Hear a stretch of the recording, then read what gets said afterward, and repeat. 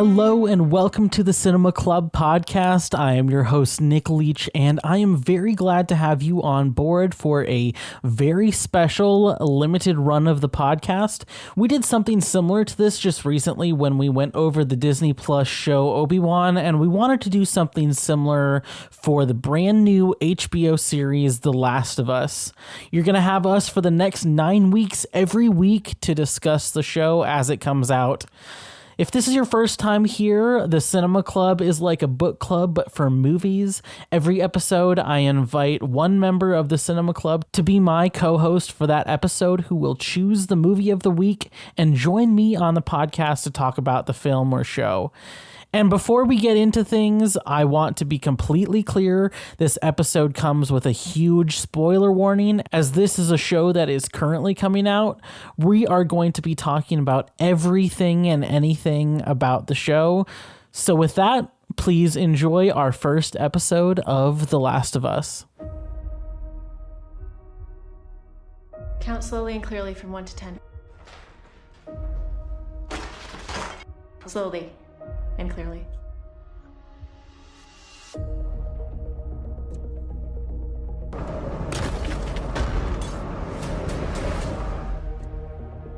Why won't you let me go? Because you have a greater purpose than any of us could have ever imagined.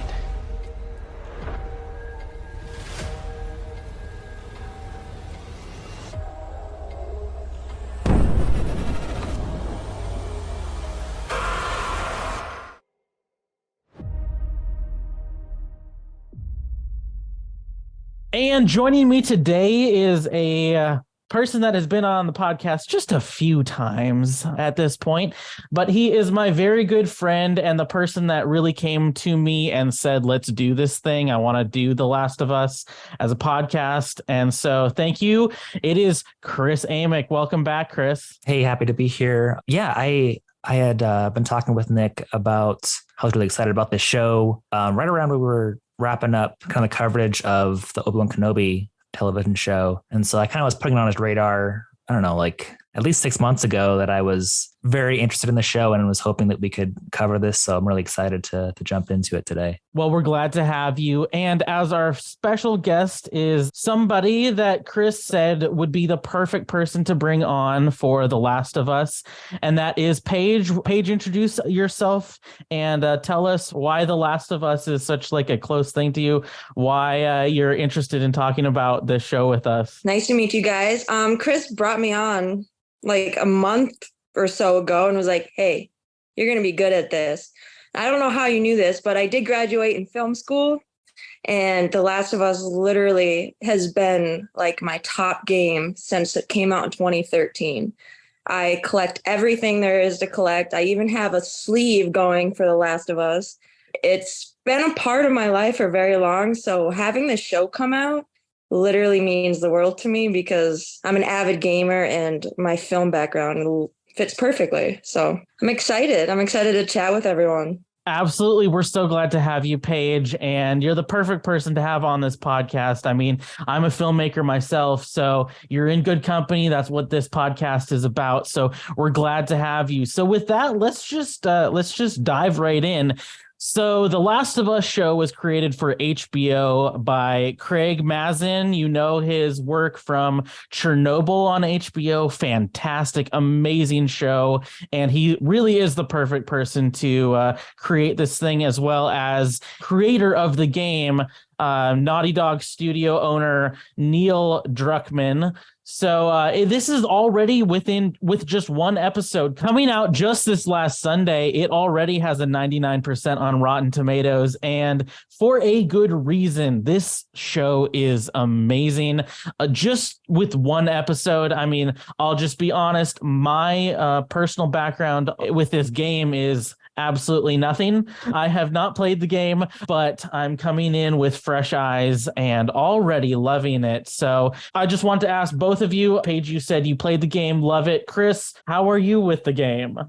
Oh yeah, it's definitely like my favorite game, I guess, series is what you'd call it, because there's a part 2 as well. Just the story, you know, is what really like always draws me into playing it. And so when I was hearing and seeing the updates about HBO, kind of the gold standard television, jumping into the making of this show, I was hesitantly excited, I guess, just because of the history of game properties being developed into like movies and television. But I think we're off to a fabulous start so far.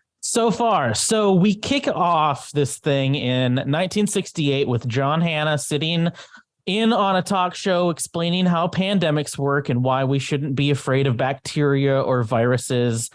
But fungi, that's a different thing altogether. Add in climate change, he says, and the results would be catastrophic. So I don't know about you guys, but this was a really good way to start this thing. I heard it's different than the game starts. It's not really something that was in the game, not a scene, but I thought it was the perfect way. I mean, this starts again in 1968, well before the actual timeline of the game. And we see these scientists talking about what the real threat is. I thought bringing in the idea of pandemics, of viral pandemics. I mean, it's very, very of this time. I thought a little bit maybe on the nose, but it's something that we all understand because we're going through it still currently. Yeah. And what I kind of like is that how it differentiates from like the reality we've been living in recently is that it's a parasitic fungus infection. Wired, actually, I was watching this YouTube video. Wired did a video on kind of the biology behind The Last of Us Science, which I was watching this week, which is pretty cool. Since it is based on a real parasitic fungus that, basically turns ants, I think specifically, into basically these zombie-like creatures. So I really liked that for the game. That was inspired, and then obviously in the show, inspired by, I think it was carpenter ants specifically exhibiting that behavior. And yeah, it is different from the game. What was referenced specifically is there is a episode in Planet Earth that talks about this type of cordyceps fungus that takes over an ant's body and makes them literally a zombie, controls their mind. And the creators of the show said that that's exactly, like you say, what prompted, what inspired the entirety of this show was just that Planet Earth episode. And I thought that was really cool. The fact that it is based so much in reality. Yes, what the scientists are saying is true about the human body temperature being too high for fungus, but with climate change, with all that, this is something that is not so far out in science fiction. This is very believable that this could potentially happen in our future. A question for both of you guys. Do you think that it could happen? Because I was thinking about it the whole time the show was going off too. I'm like, this is potential, but it makes you think. Like, I definitely see how it could be. I liked how this show was based in a reality, right? Where the science is there for it to potentially happen. Yeah. Oh yeah, and they backed it up quite well too. I mean, that was a spot on, even though it's not it's pretty close to the game, but I like how they change it a little bit just to give it a more of a different view, I guess. I mean, they kind of have to. I mean, they can't be completely fan servicing here. They are bringing in a new audience here. They do a lot of fan service for sure, from what I've gathered, but they are bringing in a new audience who hasn't played the game. And so they make it at least a little bit different. I was seeing that they originally had a different intro for episode 1, where it was kind of based on, like you were kind of referencing, Nick, that Planet Earth episode where they're kind of showcasing the ants, but they decided to go a different route because it kind of felt like too much like, okay, we're sitting in a classroom learning. And in this manner, it was more presenting that information. And I think what I liked too about it is that it's presenting the information as kind of a warning to the future that we then get to see. So we then meet Joel, played by Pedro Pascal, on his birthday, his daughter, Sarah, played by Nico Parker, and his brother, Tommy, Gabriel Luna. We hear about a disturbance in Jakarta on the radio. It's ominous. We learned that Joel works in construction. He's a very handy guy. even before the zombie outbreak, things aren't going brilliantly for Joel. His daughter steals money for him for really a present for him. He has to work a double shift and he's late getting home, forgetting to pick up a cake. And his brother calls saying he's been locked up by the police for getting into a bar fight. So the world building going on is really cool. It's just based so much in family at this point, and really especially a father's love for his daughter. And that was one thing that the creators said was a huge driving force behind the game and the TV show, was this idea of a father's love, well, really parental love for their child, and that love being actually not a good thing. When a parent loves a child so much that they are willing to do literally anything for that child, it can lead to a feral kind of love, this animalistic kind of love of, if my child is in danger, I will literally kill somebody to keep them safe. And that's something that the creators said that is going to be a driving force, not only in this first episode we see, but something that he takes on going forward. We also see that he is a vet. He used to be in the Army, and clearly we see later on in this episode also has some PTSD as well that brings back some thoughts and memories from his past. I was just going to bring up a fun fact that correlates from actually it's The Last of Us Part 2.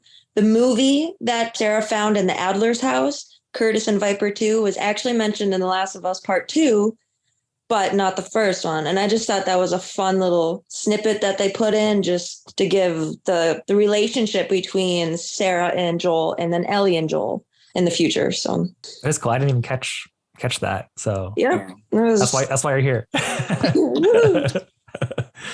No, I really enjoyed Nico Parker, who plays Sarah in the show. I was kind of trying to figure out why she looked kind of familiar. She is the real life daughter of, hope not mispronouncing her name, Thandie Newton, who is in Westworld and plays Maeve. Thandie Newton, yes, yes. So I thought that was kind of cool to see her daughter in another HBO television series. And what's so cool about Nico in this episode is that even though she's only here for this episode, she does such a good job at making us fall in love with Sarah and really investing in Sarah. I mean, it's part of the writing, but also part of her portrayal of this is that we get so invested, and it follows the first half of this episode follows her completely. It doesn't follow Joel, who one would think, especially with him and Ellie being the main characters of the game, you'd think that we'd be following his perspective more, but no, we follow the perspective of his daughter. We see, of course, that she has to kind of be the grown-up in this relationship while he's at work. He doesn't take care of himself. He doesn't take care of the things that are special to him. I mean, he even forgets his own birthday, doesn't really think of it as a big deal. And she has to hold this fort down. In fact, she's not just holding the fort down at home, but also really her neighborhood too. I really liked that they expanded on in the episode a little bit more on Sarah and Joel's relationship that you're kind of mentioning, Nick, because we do get a lot of the same information in the game, but you're still kind of like learning how to like play the game basically, throughout that sequence of events. So I really liked how this kind of not only set up Joel and we kind of understood him a little bit, but we also became attached to Sarah. Nico's performance made Sarah just so lovable, and like it drives Joel to be who he is and why it was such just trauma after she died. I was very weary on who they casted for Sarah, but after watching it, I loved her. I give her so much props. Yeah, she knocked it out of the park. And so something I liked about this episode as a whole was the disturbing subtleties that they had. It wasn't like throwing it in your face kind of stuff, like the grandma moving her head in the background when she goes over to her neighbor's house, or like the dog like looking at the grandma in a weird way before Sarah leaves the house. Yeah, I wanted to jump in on that specifically. I think the most terrifying part of this episode was the dog. And there is nothing more terrifying than, I mean, when your dog is just sitting looking into the distance, like, what are you looking at? Like, is that a ghost or something? And clearly the dog is much more perceptive than the humans. The dog knows something's going on. Some shit is about to go down. The dog is the only one knowing that something's wrong. And then later on, what's just so heartbreaking, later when the dog comes over to Sarah and Joel's house and like it barks at the door, the dog is scared out of its mind. It does not want to go back to the house, even though Sarah's like, we need to get you back to your house. The dog's part is the most terrifying part of the episode. I thought that was just amazing how they did that. The dog's like, oh, I'm better out on the streets here than going with you. Basically. Something else I kind of caught that I wouldn't have caught it if I hadn't played the games, honestly, was, again, the subtleties. I like that it's not throwing information in your face. Like the morning they're having breakfast on the radio is talking about, oh, like something's going on, but it's not in the US. We're not given an exposition dump over the radio like so many TV shows and movies do. Yeah. Right. Which I think, again, I really appreciate that this is a television series and not a movie, because like the whole sequence of events we're talking about right now would have been like 7 minutes maybe in a movie. We wouldn't have gotten attached to Sarah. But also, like, another subtlety I liked in this sequence of events is when Tommy is calling Joel on the phone. He's like, hey, you know, I got thrown in jail because this guy was going to attack a waitress. And I kind of was realizing, you know, people were starting to act weird is what Tommy was saying, which was the beginning of people starting to turn. And I think if I hadn't watched the games, I wouldn't have picked up on that the first time watching it through. But I liked that. Again, it's a subtlety that they kind of added into the show. I honestly didn't even pick that up. I just thought it's because Tommy was just an unruly brother and he just gets himself in trouble. And he always does throughout the games too. So that was a nice catch. So as Sarah is waiting for Joel, again, we just mentioned, the dog, Mrs. Adler's dog, comes to the front door and is barking, asking for Sarah to come help. Something is wrong. Sarah goes over to Mrs. Adler's house, and as she goes in, she sees Mr. Adler on the floor, a bloody mess, and sees Mrs. Adler, this woman who was catatonic. She was also lame. She could not walk. She could not function, really. And suddenly we see her down on all fours, lying over her nurse's body, and she looks up and starts chasing after Sarah out the door. And that's when we see Joel come to the rescue, smashing their neighbor Mrs. Adler's head over with a wrench. Sarah and Tommy try to escape the area in their pickup truck as all hell breaks loose around them. The trio desperately tries to find a way out and then crash due to a plane falling out of the sky. He does whack Grandma Adler with a wrench. Isn't that one of the most, like, because Chris, you play the game. The melee is the wrench that you mostly pick up, and he's a construction worker. So I thought that was a fun little parallel, that I'm always picking up wrenches in that game. But I like how when they were running away, I like how they used a lot of the gameplay cinematics and directly made it similar in the show, just to give like the fan base more of like a flashback from when they played the game. I don't know, 10 years ago. What I liked about this sequence as somebody who didn't play the games, just coming in it with fresh eyes, is the fact that it did feel like you were completely seeing what was happening, but through the perspective of the characters. You're not given a lot of exposition dumps as to what else is happening around. You're experiencing what is happening as the characters are experiencing them. You are only given the information that the characters are currently given, and specifically we are, as the audience, at this perspective of Sarah. Joel and Tommy know more than we do at this point, and I thought that it was really cool. And again, like you, Chris mentioned, this is a television show. We wouldn't get this type of time with these characters to actually experience it as much real time as a TV show can manage at an hour and a half for a pilot episode, with so much that we still have to get to. Yeah, and I think correct me if I'm wrong, Paige, but if I remember correctly, the show is set, I think, in 2003, if I remember correctly. Yeah, and then the game was set in like 2013. So the game was set in 2013 and the show 2003, but I don't know how far the game jumped though after. I forgot that part, but I know the show jumped 20 years. Yeah, and I liked that change just because we were kind of reverting back to the day and age before like social media. And so nobody really, like, that news that everything is happening is traveling a lot slower. So everyone's not like on Twitter checking their phones like, oh my God, what's happening out there? It's shown in real time what's happening to people, like, again, subtleties, but when they hop in the truck, they're taking off and Joel's screaming at his neighbor to get back in the house and lock the doors.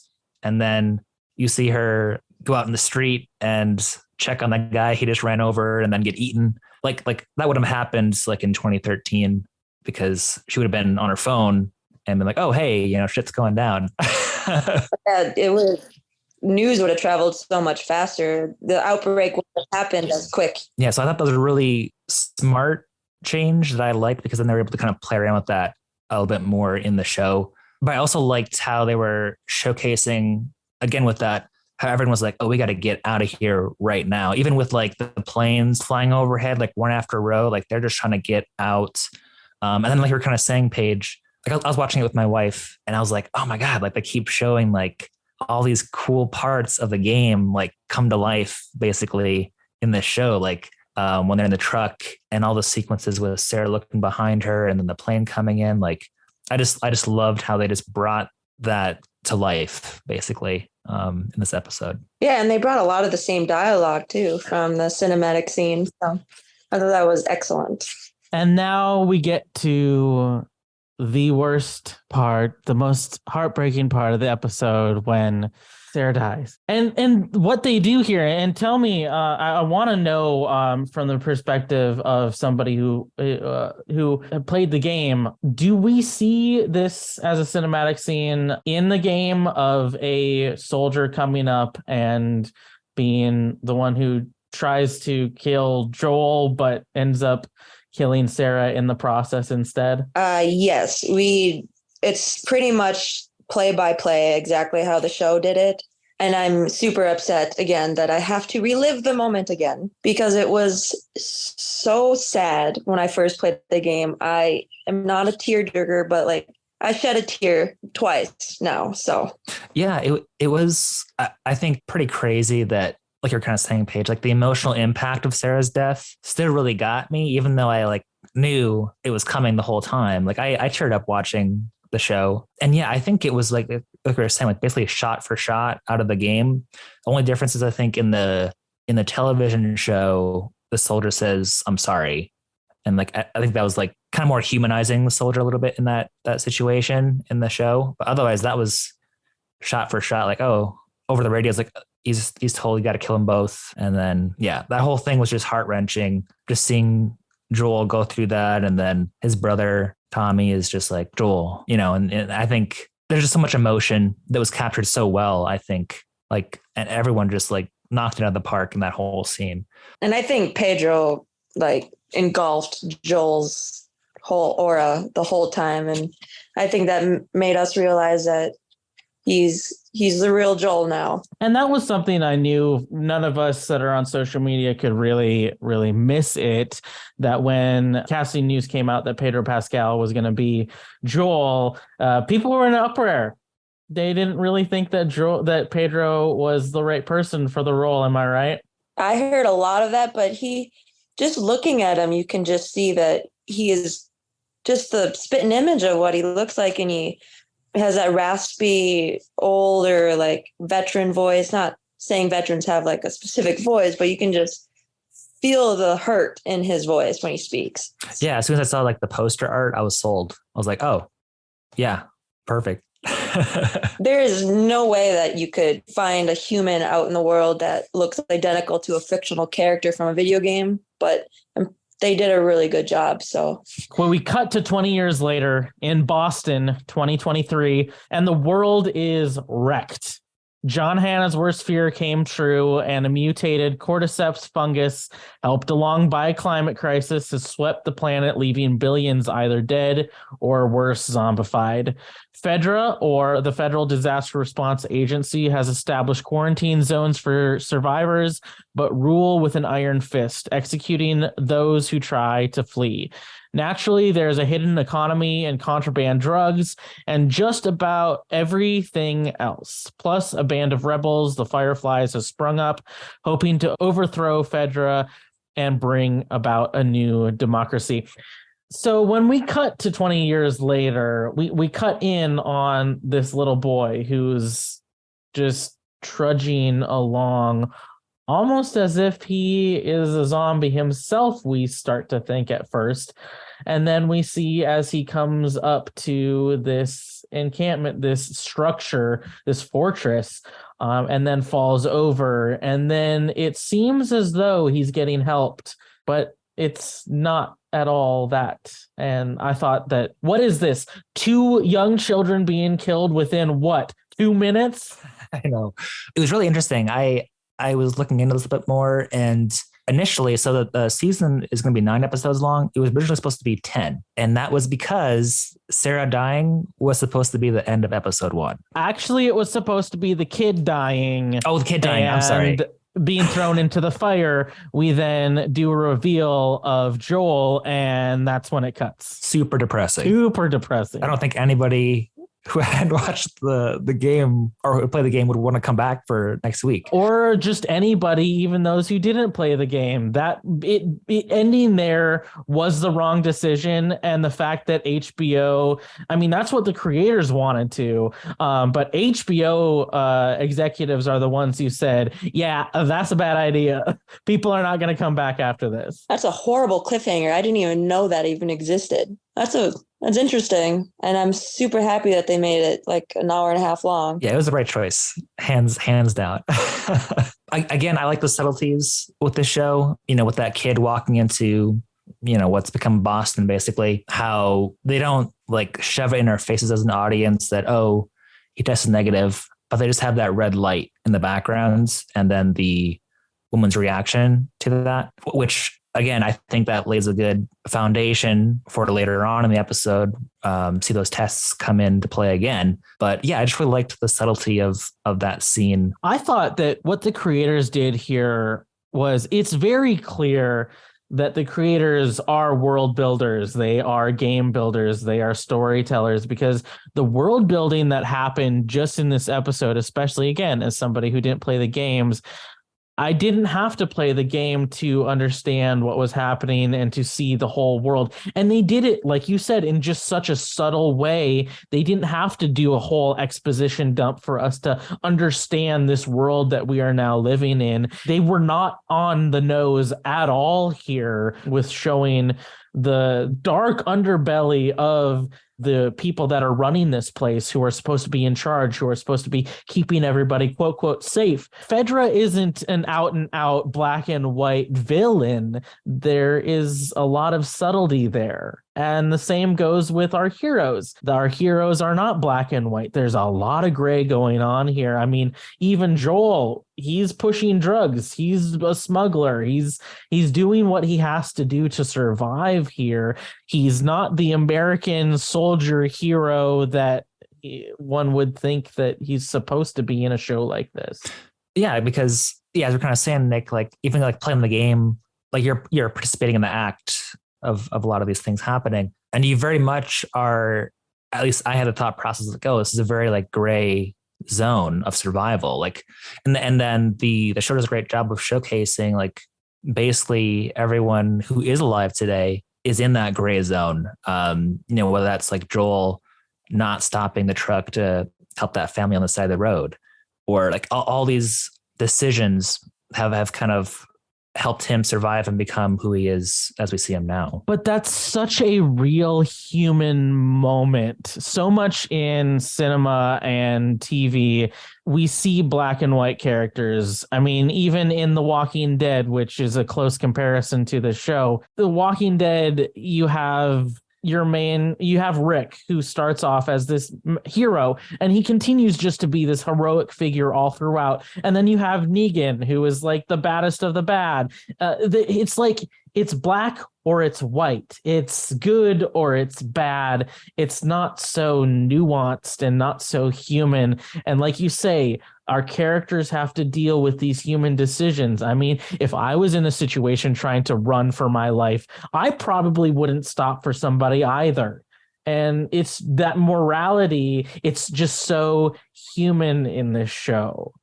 Something else I wanted to kind of throw in there is, again, like the world building aspect and like the little things that like I wouldn't have like thought about, like when he's dealing drugs to that guard. It's like, hey, I'm gonna need the baggie back. You know, it's like, oh yeah, like I wouldn't have like a ton of Ziploc bags hanging around, you know, in the apocalypse. It's like little things like that really, I think, at least for me personally, like draw me in. And again, kind of circling back, make this something like where I can see this would be based in a reality. And I like how they changed that in the HBO show. It wasn't in the games that he was like a smuggler type person either. So it kind of gave it a different, like, I don't want to say dry, but different storyline, I guess. Yeah, they expanded, built upon kind of like the core of the game, which I liked. They weren't really taking anything away, at least from my personal opinion. They were more, let's expand and flesh out some of this world. Because again, like the first like half hour, 45 minutes of the game, you're still learning like, oh, how do I run, dodge, attack? And so they don't have to set up, I would personally say, like the world as much. But as a viewer just watching a show, like it's those little details that are really like setting up that whole show we're going to dive into. So inside this QZ, Joel, searching for his brother, now in Wyoming, and his friend Tess, played by Anna Torv, have become expert smugglers, but it's only after being crossed by Robert, who has stolen a battery they were expecting and sold it to the Fireflies, that things really get going. Meanwhile, Marlene, played by Merle Dandridge, has a 14-year-old girl, Ellie, played by Bella Ramsey, locked up. Only we are not yet quite sure why. Marlene needs Joel and Tess to smuggle Ellie out of the QZ in exchange for the gear they need and lots more besides. So I love how they introduced Tess here. Tess is badass. She's tied up down in this basement with Robert, and she has a black eye and everything. And yet she's able to, I thought it was really funny too, this scene, how much like Robert's like, I'm so sorry, I didn't really mean to. We've gone a little bit too far here. And she's just like, don't worry about it. Like, I'll forgive you. You forgive me. Just let me go. But we know that like, she's not going to let it go. And that's the other thing I love here too in this show. Again, talking about these characters being so gray, we see that the person that Joel has decided to partner with, his bedfellow, is this really like gray character, this woman who's very clearly a very strong woman. So yay, great, but also she's a little seedy. She's not the best person ever. I thought her character was really interesting for sure.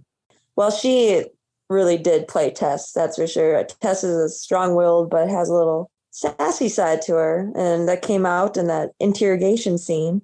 She tried to calm down this Robert dude because she knows that Joel's going to get real ticked off once he finds out. So he was like, just calm down. We'll figure this out. So I think that was just a fun scene just to introduce her. Yeah, and I think, if I'm wrong, correct me, Paige, but I think they aged up her character a little bit from the game. Like she seems a little bit closer to Joel's age in the show, which I kind of liked that. And then I also, I think in the game, they only hint that Joel and Tess have a romantic relationship or past, but in the show, it shows them, you know, getting in bed together, which again, is kind of like that flushing out of the game that I really appreciate they're doing here in this show.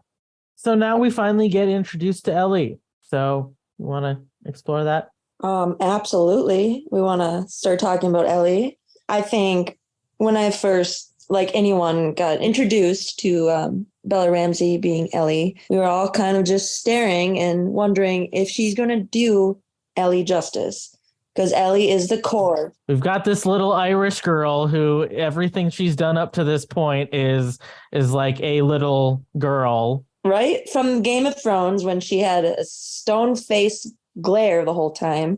I mean, she is a badass in Game of Thrones for sure, but she sure is not Ellie in Game of Thrones. Oh, gosh, no, it's completely opposite. But I think when that first scene when she was tied up and just using the foul language, sassy, just flipping each other off, we know that she was going to do pretty good. And she kind of has a similar voice to what Ellie did. So I think that's kind of neat. Yeah, I think the introduction of Ellie in the show kind of showcases how she's more feisty and maybe how she has survived in this world up until this point in a believable way than in the game for me personally. And I also like the dynamic between her and Marlene, who I believe the actress who plays Marlene in the show is the same one who plays her in the game. Which I thought that was pretty cool that she's kind of aged into the same character now in the show. Like, oh, that's so cool that they brought her back for that. Their relationship in the show was kind of cool too. And you can tell that Ellie just wants to get out and Marlene just wants to just have her calm down. But that little bickering between them about like her being her mom and stuff just is the exact way Ellie always speaks throughout everything. So it made me giggle and they did a really good job. So yeah, or even like when she's like counting like 1, 2, 3, 4, 5, 6, 8, 7, 8, FU or whatever. Like I was like, oh yeah, this is perfect. Like this is gonna be good.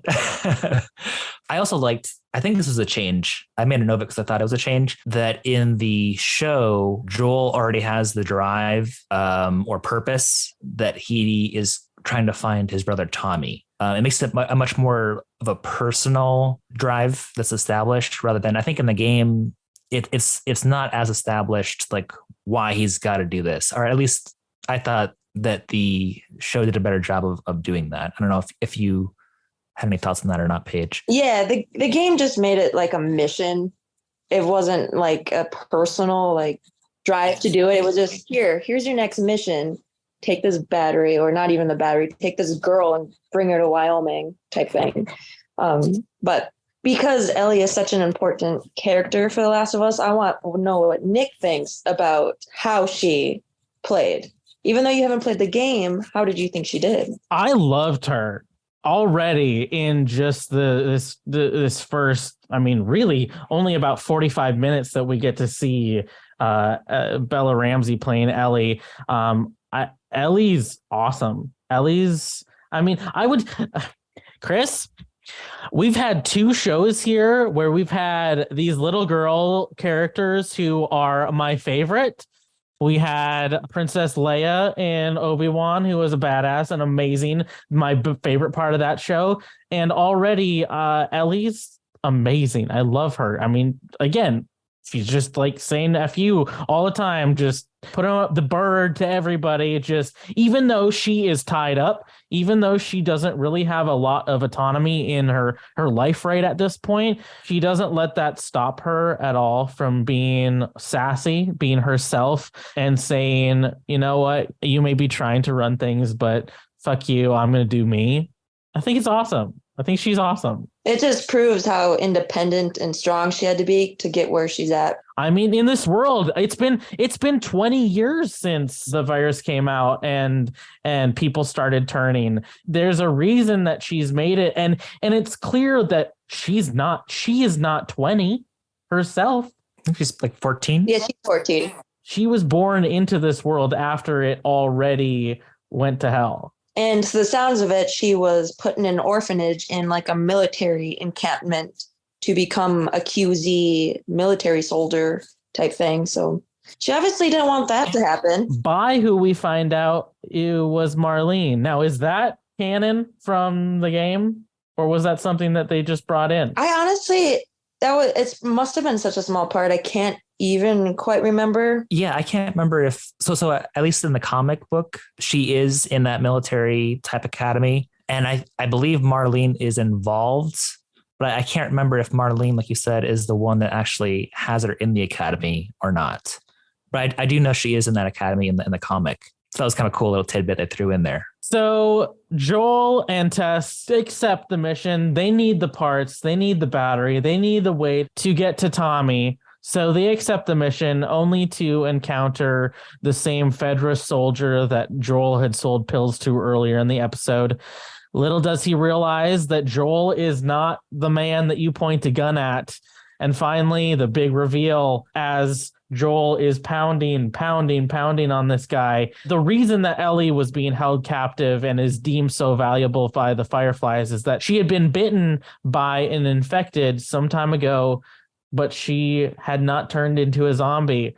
As they scramble out of the city, they are dwarfed by a skyscraper sticking out like a giant tombstone in the eerie, rainy sky. What a ending to the pilot episode. Like this, Chris, is how a pilot episode ends and gets you to want to watch more. 100%.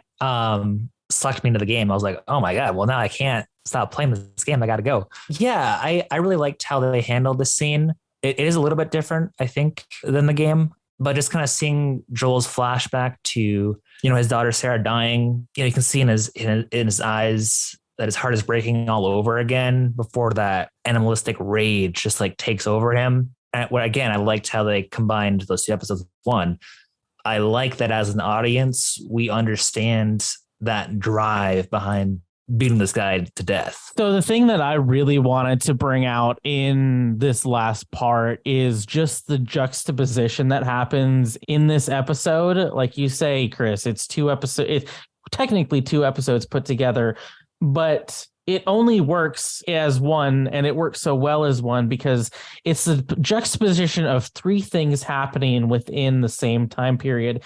You first have the juxtaposition of the first time that Joel was encountered by somebody holding a gun and what he did in that situation. He didn't do anything. He didn't save his daughter.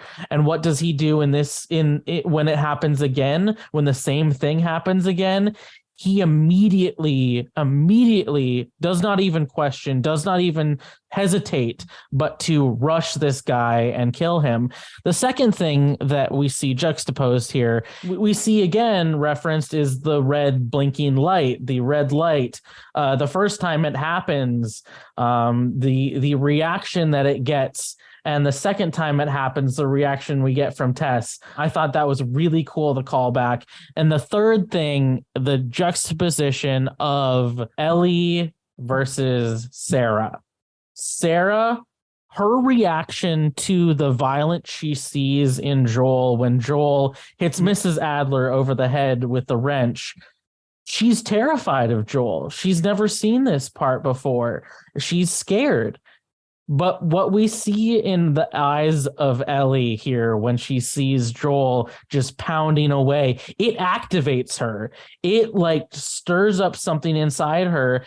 She wants somebody that's going to protect her, going to take somebody's life to protect her. And I thought that was just such a cool and really beautiful, even in the violence, it's a beautiful comparison between the two and the relationships that Joel has going forward with Ellie. Already, we know that it's going to turn into some sort of father-daughter relationship, even if Joel doesn't want it to turn into that. Not playing the game, I already see this happening. But the way in which that relationship is going to go forward is going to be a different type of relationship than he had with his own daughter because of the differences between the two. Having an innocent daughter in Sarah versus somebody who is activated by violence and protection in Ellie. I honestly couldn't have said it better, but seeing Ellie's face when Joel was bashing in that guy was just pure horrified look, and she was so fascinated at the same time. Could tell it immediately. But I do like how they tied in the beginning with Sarah and Joel to Ellie and Joel, just so we get that connection a lot better. So I thought that was really cool how they did that. Yeah, I was going to ask you, Paige. I know like in the game, like I think Tess like pulls a gun on Ellie and she's like, explain this right now to me. Like, why are you testing positive for being bit. And I kind of went back and forth on that after the episode ended. I was like, oh, like, did we need that? Did it feel rushed? Did it make sense to somebody that hadn't seen the game that, oh, okay, yeah, she's bit, but she's not turning? But I think that sequence of events may happen right away in episode 2 as well. But at the end of the day, I don't think it was needed. But I did want to ask you, Paige, like, did you like that or not? And then Nick, kind of following up, did you fully understand that sequence of events as well? Like, oh, she's bit. That's why they're taking, because she may have. Yeah, no, I didn't mind that they didn't do that with Tess pulling a gun on her. The pure horrified when she saw like that red light beeping was just enough. You know, I mean, you don't need to pull a gun on her either. And the reaction time that Ellie gave them just made it seem like she was telling the truth. And I've been noticing too, when they lifted up her sleeve on her arm, the bite marks lifted, obviously different from a game to a show, but the bite marks look different. Like in the game, it was actual like a chomp, but in the show, it was more like a vein infection going towards her. So I'm just wondering if that was probably a filmmaker's thing, but I thought that was interesting to not make it as much of like a zombie bite, which I thought was good. As somebody who didn't play the game, I thought that it was perfect. I thought they couldn't do it better because it's the sequence of events that happens here and the time that they are given to react is extremely human. And that's, again, I go back to this show just feels so human. It feels like this would be the reaction that somebody would have, just being just so shocked. You can't pull a gun on somebody when you're this shocked. Also, they didn't have time really to react because they had to get out of there because the alarms were starting to go off. They didn't have time really. And I think you're right, Chris. I think we're going to see a little bit more of them processing this information in the second episode. They just didn't have the time to process it. I mean, Joel was beating this guy to death. Ellie's like, no, I'm fine. See. And Tess is like, what the hell's going on here? And then, and they have to get out of there. So I think I got every story point that they were trying to give me. And again, it just comes down to they don't have to give us so much exposition. I think the thing that filmmakers miss, why filmmakers miss the mark so much of the time, they did it in Obi-Wan, unfortunately. They've done it in so many films and television shows recently, is filmmakers just don't understand that the audience is a lot smarter than you think they are. And that's what this show does really, really well, is it understands that their audience is smart. They can pick up on all of these small, subtle details, and the audience just wants to live with these characters, and that's what they're doing. So I can understand why people are loving it so much, why it does have an audience score and a rating on Rotten Tomatoes of 99%, and why every review that I've seen so far has been positive. And also, even if they don't pick up the subtle hints, it makes you want to watch the second episode too. So they'll be like, what's going to happen? But for a show to get the second largest viewing on HBO for 4.7 million views on one night, I think is going to do pretty good. And a show that does not have any... It is the first of this IP in the television film space. Yes, it's a video game. It's based off a video game IP, but it doesn't have other things like House of the Dragon was so popular on its first episode viewing because of Game of Thrones, not because of it was what it was by itself. Last of Us, to have as much of that reaction on its first night is amazing, and goes to show what an amazing story this is, what an amazing team, that a creative team and development team and that they have behind the show, and shows that HBO made the right decision here, because they weren't the first studio to go after this. I mean, the creator Neil Druckmann, he's been trying to get a movie made for 10 years at this point. It was going to be a movie. It was passed on by some other major studios. And then along comes Craig Mazin, who is coming off of the success of Chernobyl on HBO, and goes and HBO executives come to him and say, "Hey, what do you want to do next? We will do whatever you want to do next." And he says, "I want to do Last of Us." And they say, "Okay, let's do it." And that's how great TV shows and gaming adaptations do so well. I mean, there's a lot of movies and shows out there based off of video games, and they don't live up to their expectations. Like Assassin's Creed and Uncharted, I'm sorry, they were no good. They didn't follow anything whatsoever. And the funny thing is, Angry Dog being Uncharted's people as well, Neil Druckmann being Uncharted's creator as well, it's very clear where his passion was, because Uncharted is terrible. The film adaptation is terrible. They were trying to make it to a certain audience, not trying to make it for people that played the game. I mean, let's use Spider-Man and put him in and be Nathan Drake. Go for it. Didn't work, but good job. Let's also get Maki Mak to play a man who's supposed to be very old, very much not with white hair. Yeah. No.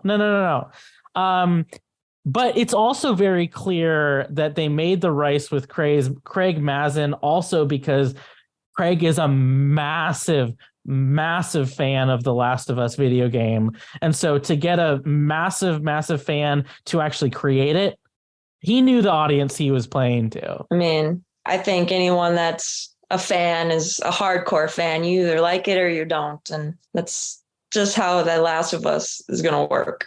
Yeah, and it gives me kind of hope. I know another PlayStation exclusive game, God of War, is being developed for a television show, I think through Amazon, if I remember correctly. But I'm hoping that studio is looking at The Last of Us and its success and implements a lot of the same pieces in storytelling and its faithfulness to the game in its development of that television show as well. Because like you guys have been echoing, television and TV or television and movie adaptations of games have just not been successful in the past. So this one gives me a lot of hope. I know Obi-Wan Kenobi was good, episode 1, but I would say adaptations in general, because we've had some pretty big duds even trying to, adapt anime to television in Cowboy Bebop, which was one of the worst things I've seen in a long time. Just adaptations in general are really, really hard to do. And especially when it comes from video games, especially when it comes from other genres. And yeah, I think they did a really good job, even though I haven't played the game. Gotta hop on that, Nick. Before we get to our final personal thoughts and reviews, I just wanted to ask if there was any other things that we missed that either of you really wanted to bring up for this first episode that you caught that we missed while we were going through. The similarities between when Joel was on the couch and Ellie walking in the room was identical to the game, and you felt that starting to get a little connection between them, even if it's just kind of a bickering one. And Joel's watch plays an important role for his whole life in the game. So I think that was an important part for the viewers to see. 100%. Yeah, I liked how they kept that watch from the game and incorporated that into the show. And I liked that line Ellie says when she says, "Your watch is broken," and then Joel just kind of flickers his eyes. That kind of got me a little bit emotionally. I also liked that Ellie, cracked the code to the radio super quick. Because it's stuff like that where that kind of stuff, you have to figure that out in the game. So I liked how they were kind of incorporating even a little bit of that type of stuff into the show. I also really loved the ending of this episode, just the shot. I loved how the last shot of this episode, the camera's panning back. We see them walking in the city. And then on top of one of the buildings on the left, we see that clicker screeching up at the sky. I don't know if you guys noticed that or not, but that was perfect. I also liked how they incorporated 80s Means Trouble was the code.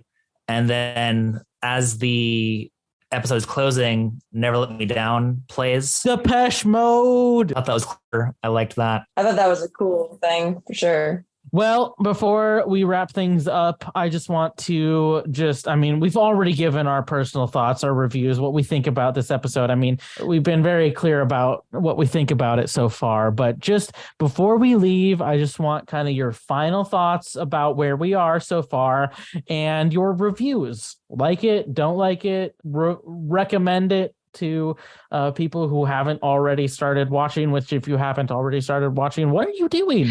I am going to say that I recommend it to everybody, even when I say I just watched The Last of Us last night and they're like, oh, I heard about that. I haven't played the game. Like, yeah, you don't need to play the game to watch the show. I feel like everyone thinks that they have to play it to understand it, but I feel like the show is doing such a good job piece by piece from beginning, middle to end. And thank God they made it a show and not a movie, because now we get that roller coaster each episode, beginning, middle, and end. And I'm super stoked for that, because if it was a movie, I don't think there would be a single person out there that would love it. But I think they casted things perfectly. I love how they use Gustavo, I think his name is, as the soundtrack composer, just like the game. So it makes it like prime. But other than that, I have nothing else to say. I think we covered most of the bases, and it was just wonderful to chat with fellow Last of Us fans. So Agreed. No, I loved the whole episode, honestly. Casting is fantastic, like you're kind of saying, Paige. And I've been talking to a lot of people who have played the game and will, be watching football or something, and the commercial will come on. They're like, oh my God, I'm so hyped for this show. So I'm glad it's here. I'm glad we're covering it in detail like this. I'm glad episode 1 was great, in my opinion. Gives me hope for the rest of the season. I know previously we were covering Obi-Wan, and I liked episode 1, and then the whole show fell apart. So when that's not the case with The Last of Us. One question I kind of did have for you guys, especially Paige, was, do you think they're going to cover the entire first game in season 1, or do you think they're going to make season 2 finish up the first game? Because I'm not sure if they're going to do the whole journey in one season or not. That's kind of like, that's something I've been thinking about a little bit. I think depending on how how episode 2 plays out, and like how far they get with like compared to the game, then we could probably try and see how it's going to go. But I feel like they would waste too much, I want to say, money for the HBO if they did 2 seasons, because I think everyone is waiting for a part 2, like season 2 of part 2, because that was so popular. I mean, if you make fans wait too long, I mean, they're going to go away. Not really, but I personally, I think they're probably going to finish the first game in season 1.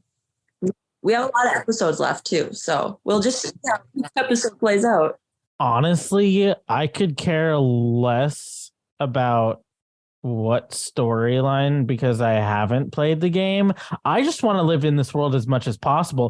Give me 1, 2, 3, 4 seasons of this. Whatever keeps me in this world more, because I need more. And I might tell you differently by the end of episode 9, but already HBO would be an idiot not to already greenlight a season 2. I mean, come on. You're going to do it for House of the Dragon before even episode 1 is... Before you even get to episode 2, you better greenlight this, because comparatively between the 2 shows, this is great. And this goes into my my review and final thoughts of this. I mean, I know we're only 17 days in, only a couple weeks into this new year. And I know we haven't had any other shows really come out in this time. I mean, except maybe second season of a couple different shows, but this is my favorite show of this year already. And we're only 1 episode in. And if this first pilot episode is this good, I can only imagine that it's going to just get better, because if the reason I say I have hope for this over any other show that I've seen, because yes, we've seen a lot of pilots that are amazing, but then they fall off the rest of the show. The thing that gives me hope here is just the way that this was written, the detail that went into this, the fact that we're living with these characters and we're given the time to live the story rather than just be having a lot of exposition dumps to make you realize what the story is.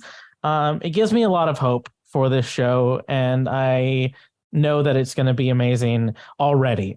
So week cannot come fast enough. I want more injected straight into my veins right now. As I think you spoke like everything you just said was probably everyone that's watched it. So, and I haven't even played the games. So you don't have to play the games to love the show. Perfect example. So with that, I just wanted to say I am so glad to have both of you on. You guys are perfect to have for this. I'm really excited to see where the show goes. I'm excited to talk with both of you as we get into this. So all of you listening, stay tuned. We will be back with episode 2, and I hope you don't get tired of our voices, because you will be with us for a while now. Thank you, Chris. With that, I just want to say again, thank you both.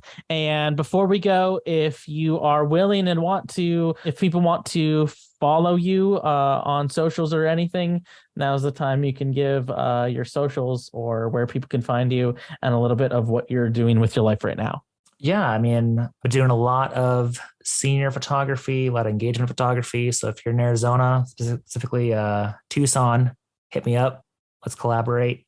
Let's do some stuff. If you want to look at some of my work on Instagram, you definitely can. Just christophers.snap.shots.